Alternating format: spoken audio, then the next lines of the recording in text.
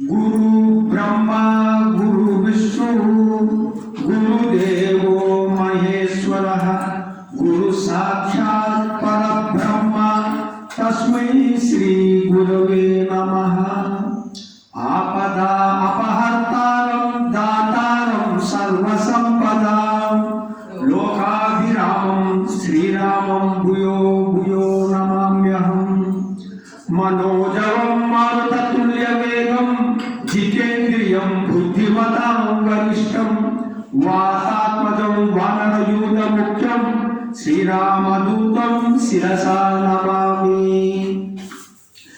नीलातुङ्गस्तनगिरितटे सुप्त उद्बोध्य कृष्णं पारार्तं स्वं स्तुतिशतसरसिद्ध अध्यापयन्ति सोऽशिष्टायां सजनिगलितं या फलकृत्य भुङ्क्ते गोदा तस्यै नम इदमिदं भूय एवास्तु भूयः।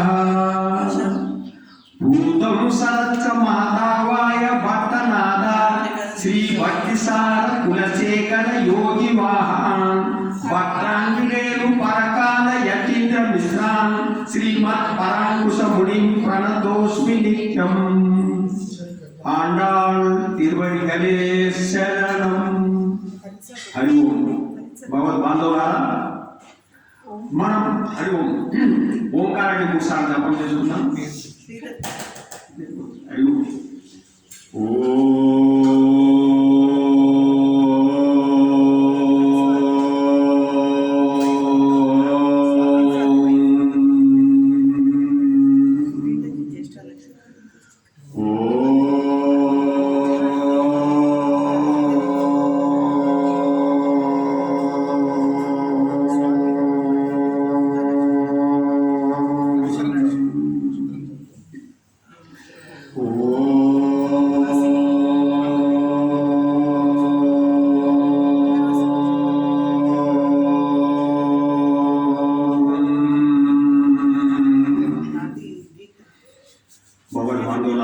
అందరికీ హృదయపూర్వక నమస్కారాలు।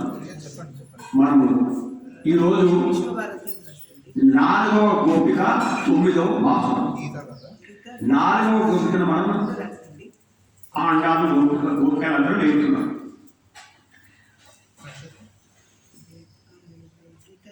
అంటే 6-7 పాసంలో గోపికలకు ఏంటంటే శ్రవణ ప్రాముఖ్యత ఉంది। శ్రవణం 6-7 పాసంలో। నిన్న 8వ పాసంలో మరణం ప్రాముఖ్యతను తెలియజేసింది గోదాదేవి। ఈ 9, 11, 9, 10, 11, 12 ఈ 4 పాసంలో జ్ఞాన దశ గురించి మనకు తెలియజేస్తుంది అమ్మవారు గోదాదేవి। అంటే భక్తులందరూ భగవంతుని దగ్గరికి వెళ్ళాలి, భగవంతుని యొక్క అనుభవం మనం పొందాలి అంటే గురువుని ఆశ్రయించాలి అని మనకు గోదాదేవి ఈ పాసుల ద్వారా తెలియజేస్తుంది। గురువుల ద్వారా మనము భగవంతుని చేరాలి। అందుకోసమే ఈ ప్రపంచంలో మానవులు ఇద్దరిని ఆశ్రయించాలి, ఒకటి గురువుని, తర్వాత పరమాత్మని। గురువుని ఎందుకు ఆశ్రయించాలంటే గురువు మనకు భగవంతుడు మన మీద ఔదార్యం చూపడానికి కావలసిన యోగ్యతను మనల్ని తయారు చేస్తాడు। ఆ గురువు మనల్ని యోగ్యతగా తయారు చేసి మన గురువు పరమాత్మకు అందిస్తాడు। అంటే ఉదాహరణ ఎలా అంటే ఒక తల్లి ఉన్నది, ఆ తల్లి బిడ్డ ఒక 4 నెలల బిడ్డ ఉన్నది అనుకోండి। 4 నెలల బిడ్డ ఏంటంటే మన మలినంగా ఉంది, ఆ మలినం ఉన్న బిడ్డను తండ్రికి ఇయ్యదు, తండ్రి కూడా దగ్గరికి తీసుకోడు। తల్లి ఏం చేస్తుంది, ఆ బిడ్డని ఆ మలినాన్ని తొలగించి శుభ్రపరిచి మంచి బట్టలు వేసి ఆ తర్వాత తండ్రికి అందిస్తుంది। అంటే అమ్మవారు ఏం చేస్తుందంటే భక్తుల్ని ఆయన యొక్క మలినాన్ని తొలగించేసి పరమాత్మకు అప్పగిస్తుంది। దీన్ని పురుషాకారం అంటారు। అంటే గురువు పురుషాకారం లాంటి వాడు, లక్ష్మీదేవి పురుషాకారం లాంటిది అనమాట। అది మనం గమనిస్తాం. అందుకోసమే ఆ సంప్రదాయాన్ని మనం వదలకుండా గోదాదేవి గురువుని ఆశ్రయించాలా. ఈ 10 మంది గోపికలు ఎవరంటే 10 మంది అల్వారులు. అల్వార్ల గురించి ఒక లైన్ చెప్తాను. అల్వారులు అంటే గురువుల కంటే చాలా అధికమైన భక్తి, అధికమైన భగవంతుని అనుభవంలో ఉన్న వారిని అల్వారు అంటారు. అంటే గురువుల కంటే కూడా కొంచెం ఎక్కువ. ఆ తర్వాత కొంచెం పాసులను నేను తెలియజేస్తాను. ఒకటి మీరు గమనించాలి ఏంటంటే ఈ అల్వార్లు ఎంత వాళ్ళు అంటే గురువుల కంటే కూడా కొంచెం అధికమైనటువంటి భక్తి కలిగిన వాళ్ళు అని చెప్పారు. అలాంటి అల్వార్లు ఈ 10 మంది గోపికలు. ఇప్పుడు మనం 9వ పాసురాన్ని అనుసంధానం చేసుకుందాం. தூமணி மாடொத்து சுற்றும் விளக்கெரிய தூபம் கமலம் துயிலனை மேல் கண்வளரும் மாமான் மகளே மணிக்கதவும் தால் திருவாய் மாமீர் அவளை ஒலிப்பிரோ உன் மகள்தான் ஊமையோ அன்றி செவிலோ அனந்தலோ ஏம பெருந்துயல் மந்திர பட்டாலோ மாமாயன் மாதவன் வைகுண்டம் என்றென்றும் நாமம் பலவும் நடின்றேதோ ரெம்பாவாய். ఇది ఈ భాషలో ఈ ధ్యాన అవస్థ అంటే ఎలాంటిదంటే ఈ ధ్యానము మనకు భగవద్గీతలో 55, 56, 57, 58 శ్లోకాలు 2వ అధ్యాయంలో స్థితప్రజ్ఞ లక్షణాలు. అందులో ఆ దశలో ఉన్నదన్నమాట ఈ గోపిక. ఎలాంటిది? 55వ శ్లోకము ప్రజాహాతి యదా కామాన్ సర్వాన్ మనోగతాన్ పాత ఆత్మనేవ ఆత్మానం తుష్టం స్థితప్రజ్ఞస్య ఉచ్యతే. అంటే ప్రజాహాతి యదా కామాన్ సమస్తమైన కోరికలు, సర్వం మన దగ్గర ఉన్నటువంటి అన్ని కోరికలని మనసుల నుంచి తొలగించేసినటువంటి గోపిక అనుకో, ఆ భక్తుడు అనుకో, లేకపోతే జ్ఞాని. సమస్తమైన కోరికలు తొలగించారు మన మనసులో నుంచి తొలగించి మన మనసుని ఆత్మయందు, ఆత్మ పరమాత్మయందు లగ్నం చేసి ఎవరైతే సంతోషంగా ఉంటారో అలాంటి వారు స్థితప్రజ్ఞ అని చెప్పవాలి. ఆ స్థితిలో ఉన్నదన్నమాట ఈ యొక్క గోపిక. ఇప్పుడు తూమణి అంటే స్వచ్ఛమైన, నిర్మలమైన, ప్రకాశితున్నటువంటి మణి. తూమణి మాడొత్తు అంటే భవనం, మేడ. అంటే 9 రత్నాలతోని నిర్మించబడ్డ మేడ. తూమణి మాడొత్తు సుట్rum విలక్కెరియ. సుట్rum అంటే నలుపక్కల 4 దిక్కుల విలక్కెరియ దీపాలు వెలుగుతున్నాయి. విలక్కెరియ అంటే దీపాలు. ఇప్పుడు మన దేవాలయంలో చుట్టుపక్కల దీపాలను వెలిగించాం. తూమణి మాడొత్తు సుట్rum విలక్కెరియ తూపం కమలం తుయిలనై మేల్ కన్వలరం. ధూపం అంటే అగరబత్తు, సుగంధ ద్రవ్యాలు. కమలం అంటే మంచి వాసన వస్తున్నాయి, అదంతా వ్యాపించున్నదన్నమాట అక్కడంతా. ధూపం కమలం తుయిలనై మేల్ అంటే హంసతూలికా తల్పం అన్నమాట. ఆ హంసతూలికా తల్పం మీద పండుకుంటేనే చాలా ఎదురు వస్తుంది. తుయిలనై మేల్ కన్వలరం కన్నులు మూసుకొని పండుకున్నది ఈ గోపిక. హంసతూలికా తల్పం మీద కన్నులు మూసుకొని పండుకున్నది. అమ్మా, మేము బయట వచ్చి ఇంత శ్రమతోని ఇంత నోరు చించుకొని అరుస్తా ఉన్నాం, పిలుస్తా ఉన్నాం, వాళ్ళకి తెలియలేదు. అప్పుడు ఏమన్నారంటే మామాన్ మగలే మణికదవం తాల్ తిరువాయ్. మామాన్ ఓ మగలే అంటే ఓ మామ కూతుర. మామాన్ మగలే అంటే కూతుర. మామాన్ అంటే మామ. ఓ మామ కూతుర. మామాన్ మగలే. జనరల్గా మన ఊరు వాతావరణంలో ఒక సంబంధంతో పిలుస్తారు అందరూ. అక్కడ పేరుతో పిలువరు. ఏదైనా అన్న, మామ, అక్క, అత్త ఇలా సంబంధంతో పిలుస్తారు. అంటే సంబంధం ఎప్పుడైతే పిలుస్తారో చాలా దగ్గర అవుతుంది.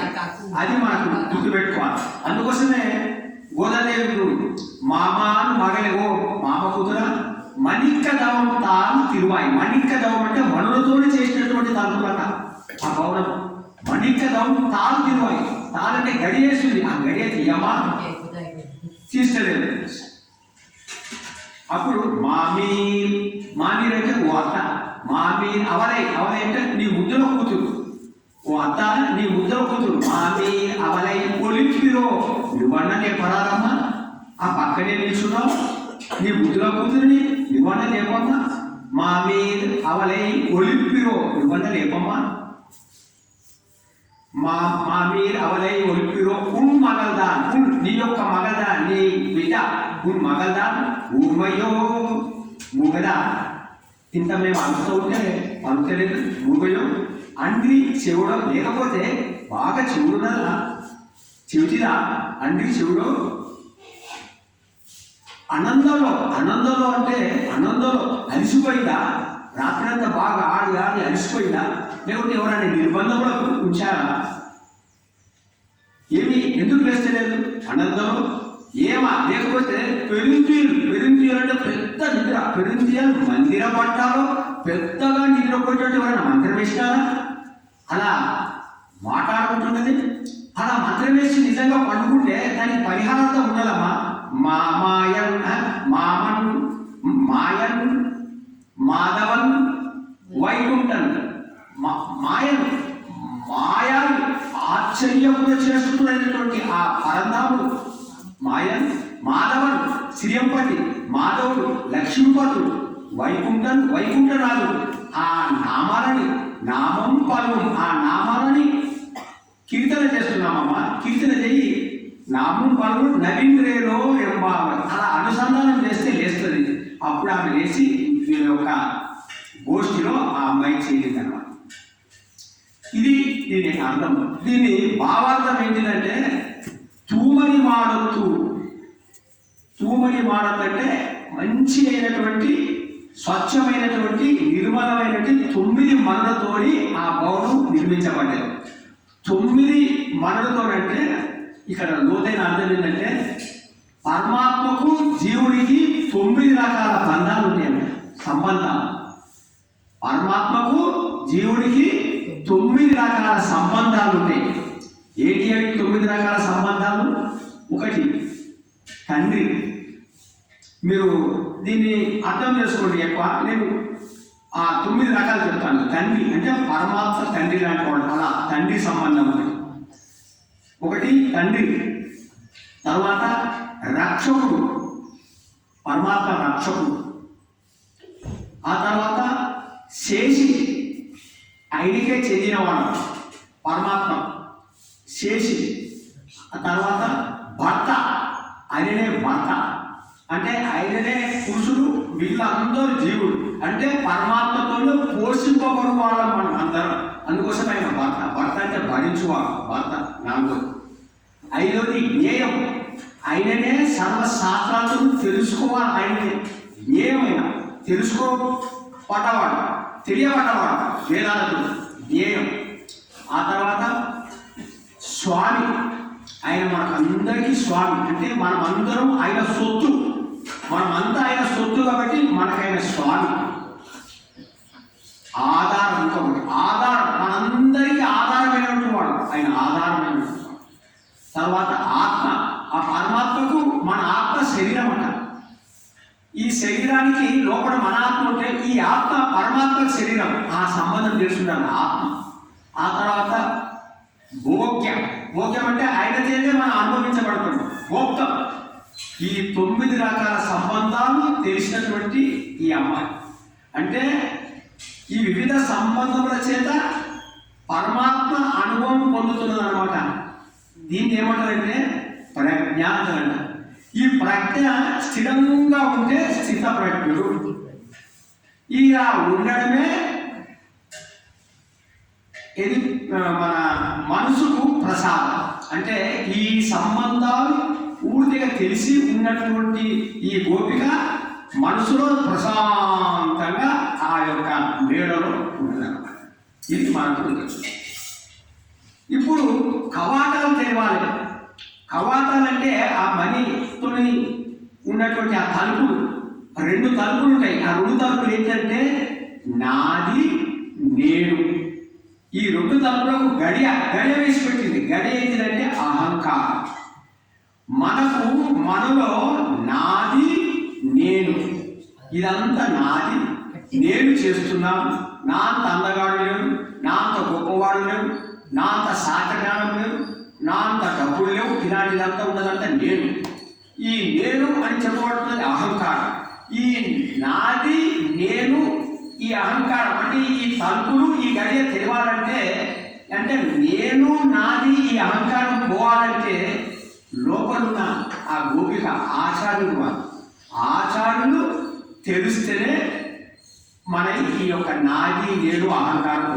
ఎంత మంచి మాట అంటే గురువు ఈ రకంగా మనలో ఉన్నటువంటి ఈ మాలిన్యాన్ని తొలగించి భగవంతునికి పొందే యోగ్యతను కలిగించి ఆ గురువు మనని భగవంతుని దగ్గరికి చేస్తారన్నమాట. అందుకోసమే గోదాదేవి ఈ గురువులని అంటే ఈ గోపికలని అంటే గురువుగా భావించినటువంటి ఈ గోపికలు ఎవరంటే ఇంకా ఎవరంటే అల్వాలని. ఈ అల్వాలని ముందర పెట్టుకుంటే, ఎందుకంటే ఈ అల్వాల ఉద్యమంలో ఈ గోపిక ఉద్యమంలో నిరంతరము వీళ్ళు ఆ యొక్క ఆత్మని ఆ పరమాత్మలో ఉంచి ఎలాంటి ఇంద్రియాల ఆ ప్రాముఖ్యత లేకుండా, అంటే ఈ చెవి ఈ కన్ను ఈ సమస్త ఇంద్రియాలన్నిటినీ మనసులో వేసేస్తారు అనమాట. బాహ్య ప్రపంచం తెలియదు, పరమాత్మలో ఉన్నారు కాబట్టి పరమాత్మ వీళ్ళంటే చాలా ఇష్టం. అందుకోసం వీళ్ళని ముందర పెట్టుకొని పరమాత్మ దగ్గర పోతే పరమాత్మ మనల్ని కూడా కనికరిస్తారు అనమాట. ఇది అందుకోసమే గురువును చేరాలి. ఇలాంటి గోపిక ఎవరంటే అల్వార్. ఈ అల్వాడు ఈరోజు నేర్పే అల్వాడు వెళ్ళినటువంటి వాడు అంటే ఇలాంటి స్థితిలో ఉన్నటువంటి వాడు అల్వాడు. ఈయన పేరేంటిదంటే భక్తిసారు. ఈయన గురించి 2 నిమిషాలు చెప్తాను. ఈ భక్తిసారుల అల్వాడు ఎందుకంటే చదువుతాడు భూతం సరచ్చ వాగాయ పట్టనాథ శ్రీ భక్తిసార. ఈయన ఈ భక్తిసార ఈ యొక్క అల్వాడు ఎలాంటి వాడంటే చూడండి, మహాజ్ఞాని, స్థితప్రజ్ఞుడు, తర్వాత సిద్ధులు బాగున్నటువంటి వాడు. అయినా కూడా నాకు సిద్ధులు వస్తాయని ప్రదర్శన చెయ్యడు. ఇలా ఉంటే పార్వతీ పరమేశ్వరుడు ఈ భక్తిసారుని పరీక్ష చేయడానికి పార్వతీ పరమేశ్వరుడు ఈ దగ్గరికి ప్రత్యక్షమైన, ఓ భక్తిసారా నీకేం కావాలో కోరుకో అన్న.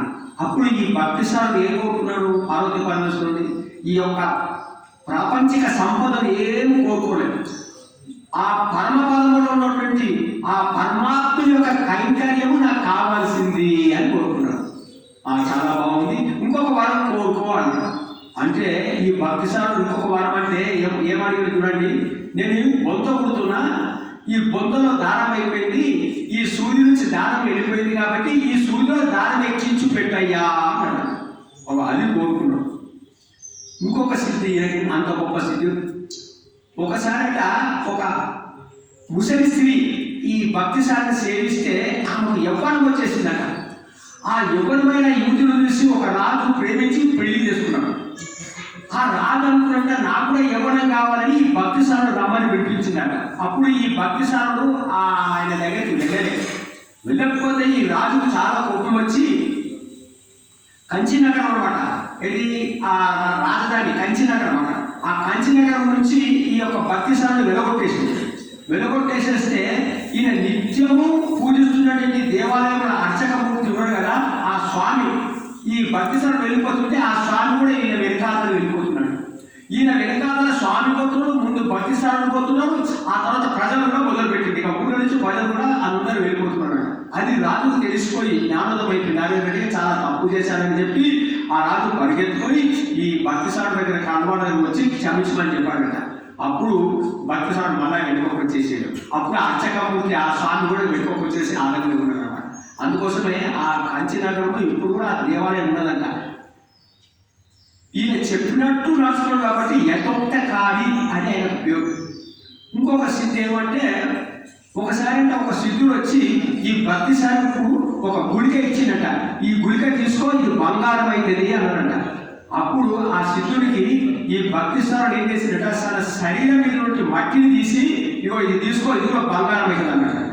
అంటే అది కొద్దిసేపటికి బంగారం అయింది. అలాంటి సిద్ధి. అలాంటి ఈ భక్తిసారుడు ఇంత సిద్ధులు వచ్చినా కూడా మౌనంగా నిరంతరం ఆ పరమాత్మ నామాలనే స్మరించుకుంటూ ఉండేవాడు అనమాట. తన ప్రదర్శన చేసేవాడు కాదు. అలాంటి అల్వాడు భక్తిసారుడు. అలాంటి గోపిక ఈ గోపిక చూడండి, రక్తములతో చేయబడినటువంటి ఆ అంత గొప్ప మేడలో ఉన్నప్పటికీ, సమస్త భోగాల తన చుట్టూ ఉన్నప్పటికీ వాటిని అనుభవించకుండా ఈ గోపిక పరమాత్మ యొక్క నామాలు మనసులో స్మరించుకుంటూ పడుకుని ఉండదన్నమాట. అది ఇంకొకటి మంగళప్రదం ఏంటంటే, ఇంత మనులున్నప్పటికీ ఎందుకు మంగళ దీపాలు వెలిగిస్తారంటే, మంగళ దీపాలు శుభప్రదం, మంగళదాయకం. అంతేకాకుండా జ్ఞానానికి ప్రతీకం. అంటే వెలుగు ఏంటంటే జ్ఞానం ఉండాలా. అంతేకాకుండా పరిమళాలు ఉండాలి, సువాసనలు ఉన్నాయంటే అనుష్ఠానం ఉన్నదన్నమాట. అంటే ఈ గోపికకు జ్ఞానం ఉన్నది, అనుష్ఠానం ఉన్నది. అంటే శ్రోత్రియత, బ్రహ్మనిష్ట రెండు కలిసి ఉన్నట్టు వాళ్ళని ఆచారం ఉన్నారు. అలాంటి గోపిక నిద్ర చేసి ఆమె వచ్చి ఈ యొక్క గోష్ఠిలో చేరింది. ఆ తర్వాత ముందరికి మనం వెళ్దాం. హరే నమః, హరే నమః, హరే నమః.